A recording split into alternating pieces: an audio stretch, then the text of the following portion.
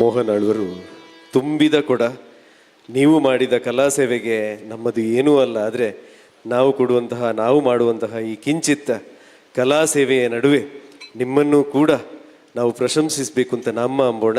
ಎಲ್ಲ ಅಭ್ಯಾಗತರು ಸೇರಿ ಸನ್ಮಾನ ಮಾಡಬೇಕು, ಸನ್ಮಾನ ವಾಚನವನ್ನು ಮಾಡಬೇಕು ಅಂತ ಹೇಳಿ ರಮೇಶ್ ಚಂದ್ರ ಸರ್ ಅವರಲ್ಲಿ ವಿನಂತಿಸ್ತೇನೆ. ಪ್ರತಿಭಾವಂತ ಯಕ್ಷಗಾನ ಕಲಾವಿದ ಯಕ್ಷಗುರು ಶ್ರೀ ರಕ್ಷಿತ್ ಪಾಡ್ರೆ ಶಿಷ್ಯ ವೃಂದದ ಯಕ್ಷಸಿದ್ಧಿ ಸಂಭ್ರಮ 2026-27 ಸಿದ್ಧಿ ದ್ವಾದಶಯಾನ ಇದರ ಸದವಸರದಲ್ಲಿ ಆರೋಗ್ಯ, ಶಿಕ್ಷಣ, ಕ್ರೀಡೆ, ಸಾಹಿತ್ಯ, ಸಾಂಸ್ಕೃತಿಕ ರಂಗಗಳಲ್ಲಿ ಸವ್ಯಸಾಚಿಯಾಗಿ ಕಲಾವಿದ, ಕಲಾ ಪೋಷಕರಾಗಿ ಇದೀಗ ಜೀವಮಾನದ ಅಮೃತ ಮಹೋತ್ಸವದ ಸಂಭ್ರಮದಲ್ಲಿರುವ ಆಳ್ವಾಸ್ ಪ್ರವರ್ತಕ ಡಾಕ್ಟರ್ ಎಂ ಮೋಹನ ಆಳ್ವ ಇವರಿಗೆ ಸಮರ್ಪಿಸುವ ಶುಭಾಭಿವಂದನ ಪತ್ರ.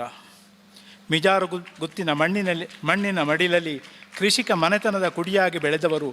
ಹಸಿರಿನ ಉಸಿರಲಿ ಆರೋಗ್ಯದ ಮಂತ್ರವ ಹೊತ್ತು ಆಯುರ್ವೇದದ ಅಮೃತವ ಹಂಚಿದವರು.